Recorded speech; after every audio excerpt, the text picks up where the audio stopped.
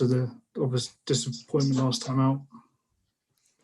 I think obviously understandably disappointed on Tuesday, dejected. I think obviously it was about reviewing the game, learning the lessons, and then putting it behind us and moving on. I think from Wednesday onwards they've been brilliant. Been back to their standards, back to preparing for the next game, and obviously going into it wanting to bounce back. When you have been on such a great run, I mean, it's a bit of a shock to the system. I know that they're a great team, but do you need to say anything in particular to them? No, I think it's not about getting here when you win, and it's not about getting low when you lose. It's about being consistent and believing in the process, believing in what we do day to day, and focusing on keep developing as a team. And listen, we're up against a good side. Chelsea are a good side. They've been building this for 9 years. They've got exceptional players, and it was a defensive error that cost us 2 points in the end. But if we're realistic, we could have been 2-3 down at half time. So, we were lucky to still be in the game at half time, albeit I thought we performed very well in the second half. So there was lots of positives to take.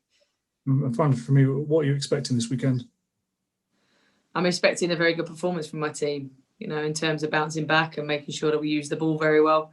And I'm expecting a very organised, hard-working Birmingham team to play against. And it caused us problems when we played them earlier on in the season, and we're going to know that we need to defend very well when we've got the ball, especially in terms of the transitional elements of the game.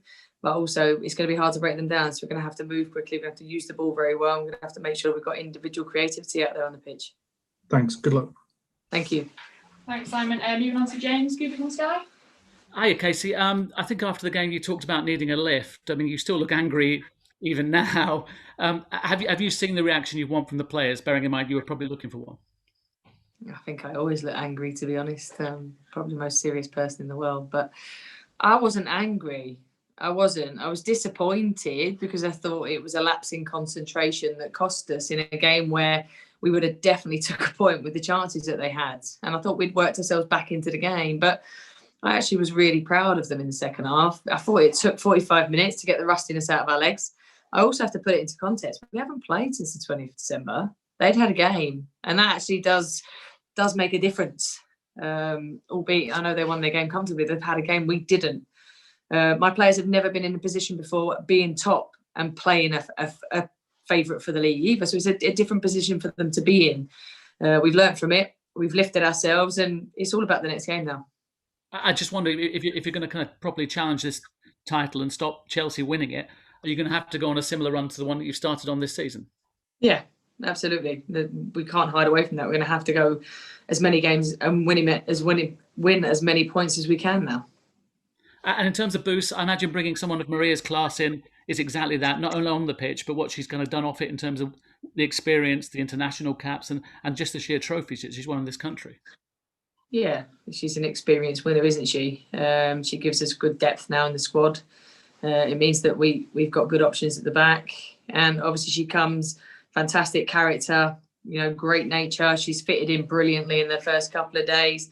And like you say, she knows how to win, which is invaluable to our squad.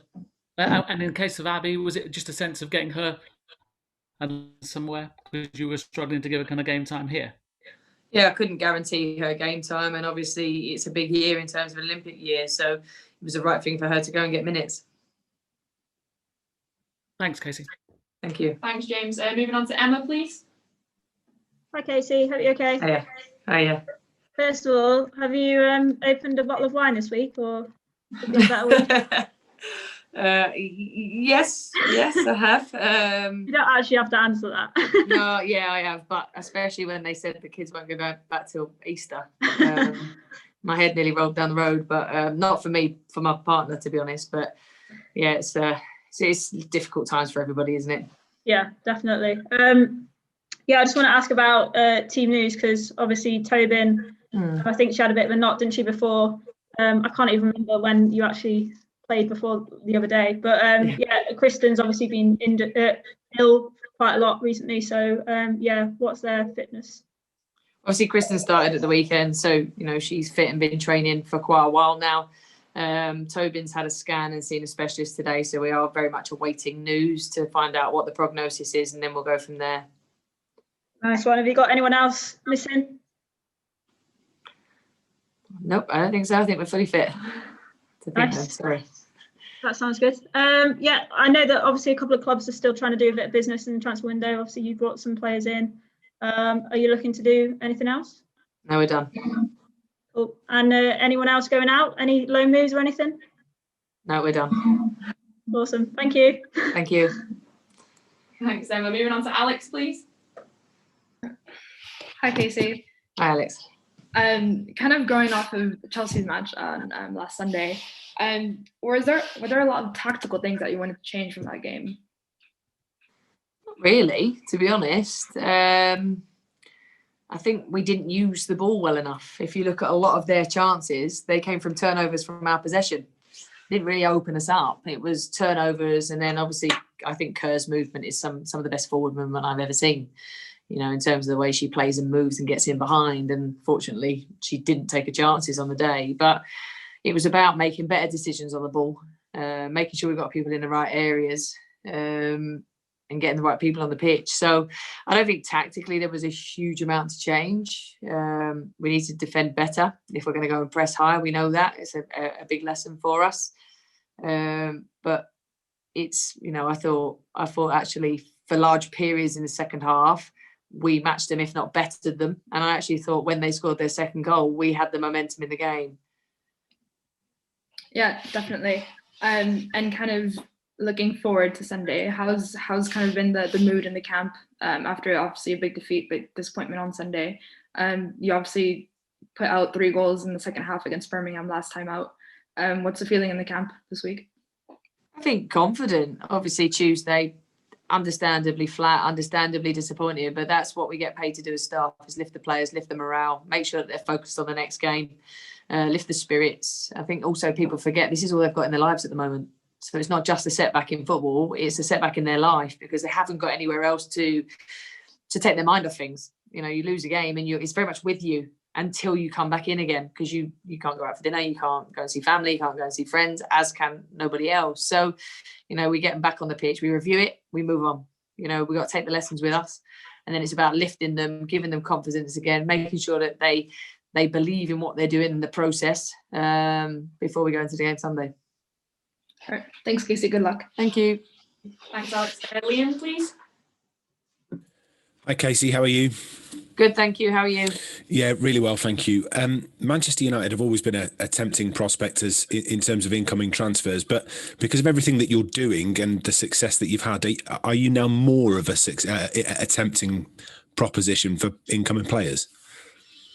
Yeah, I think you absolutely. I think players want to come to Manchester United. I think we've shown our capabilities to grow very quickly in the last 3 years. I think we develop our players, which is really important. When players come in here, they know that they'll develop. And I think we've shown that with the amount of players that have gone on to have senior caps now, and how much they've improved. And I think also we've got a fantastic environment. You know, you see how together the group is and people want to come and be part of it. And they want to come and be part of building something that, you know, hopefully will be a winning team. Just something that I read earlier this week, Siobhan Chamberlain and Carly Telford saying that goalkeepers are 10 to 15 years behind outfield players and outfield players are 50 years behind the men's game. It made me think about what maybe you've learnt, considering we're all on this huge learning curve with women's football that's going from strength to strength. But what is it that you're learning most on a day-to-day basis? Oh, I could write a book, to be honest. Every day's a different page and a new chapter. I've learned that tactics and the X's and the O's are probably about 25-30% of my job. And actually the most important thing is the other 70% of managing people, relationships, making sure I know how to make my players tick, who's up, who's down, who can I help, who can I support, as well as my staff. So, you know, yes, tactics are important, but I need to be able to make sure that I coach those players on and off the pitch the right ways. So I've learned a lot. I'm still learning. I get loads wrong all the time. I constantly make mistakes, but I think they're the best learning tool for me. So yeah, it's ever learning on and off the grass. Did you know that you were a leader of people before you started this? Did you know that you could do that 70% as well as you have been doing? well, my players might tell you different, to be honest, but I think maybe I knew there was something natural in me because at 20 years old, I was made captain at Charlton. You know, I was captain at Chelsea, I was captain at Arsenal, I was captain at Liverpool. I've been captain of every team I've played for, including England. So there was obviously something leadership quality wise in me. And I find people fascinating because we're all so different. And I think being different is brilliant. But it's knowing how to make sure you utilize that difference and how you motivate people, I would like to lead through influence and inspiring and persuasion rather than poking and prodding someone to go where you want them to go. Thanks, Casey. Good luck. Thank you. Long-winded answer. Apologies. Great for the radio. Great. Cheers. Thanks, Liam. Tom, I know you joined a little bit late, but I don't know if you've got anything to add before we circle back and wrap. Sure. Can I apologies for running a bit late, Casey? No, can I just one question? The fine, isn't it, Hayley, when people are late? I definitely had one today, 100%. I just wanted to ask you what the mood was like on the coach coming back from Chelsea, having gone so long unbeaten in the league. What was that feeling like on the way back up north? Well, it's difficult because you've got to travel back on two coaches, so straight away you're separated. I'll be honest, I was reviewing the game straight away when I got on the coach, so it was quiet, it was somber. I think there was a lot of self-reflection going on individually. There was always reflections from me. Ultimately, win, lose or draw, it's me. So I'll always reflect on what I could have done differently. And yeah, it was quiet. It was quiet. And I think people were disappointed that they hadn't had their best game. And if you're going to beat Chelsea, you've probably got to have at least 7 or 8 at their best. And we weren't quite there. But like I said, I'm not angry about that. You've got to take everything into context, and you've got to keep some realism to it, and we've got to just move on and obviously try and get 3 points against Birmingham now. Brilliant. Good luck, Casey. Thank you. Thank you. Thanks, Tom. Just coming back quickly to Emma. Yeah, sorry, I just want to quickly ask, because I know we've been talking about female managers in the WSL recently. Obviously, you're coming up against Carla Ward on the weekend. What have you made of her time in the WSL so far? I think she's done an unbelievable job and deserves an awful amount of credit, because I know she works on limited budget, very limited resource, and she's got some outstanding results. She's got a together group, she's organised them, and she's got them into a position in the league, which I'll be honest, at the start of the season, I don't think anyone would have thought she'd have done. So I think her and her staff, have done a fantastic job there. Nice one. I'm sure she'll appreciate that. Thank you. Thank you. Thanks, Emma. Back to Simon. Hi again. In 11 minutes' time, Phil Neville's going to be unveiled at a press conference in Miami, slightly warmer to where you are. Just wondering what you thought of his job and the appointment. So his job at England first. Yeah, his job in England and the appointment out there. Yeah, I think you can't. I don't think you can discredit Phil. He got him to a semi-final. I think he was taking over a team that was not in a very good place after the last era.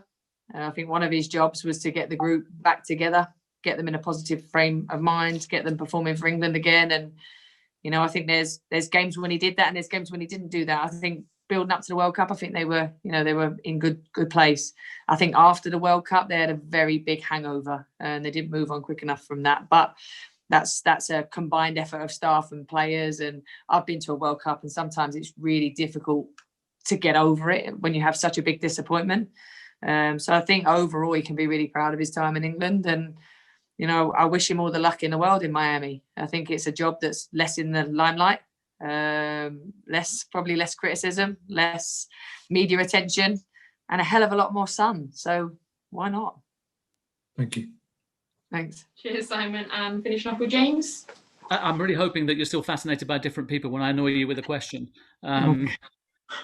A lot of people are saying very nice things about you, and they're talking about a Team GB job with the Olympics this weekend, and saying that you would be a candidate for that. Is that something that would even tempt you, or is the focus just fully on Manchester United, not only this season but going into another season? Yeah, it is solely here. The summer is a big period of time for me as a manager to make sure that I've done the recruitment that I need, that the plans are in place for next season.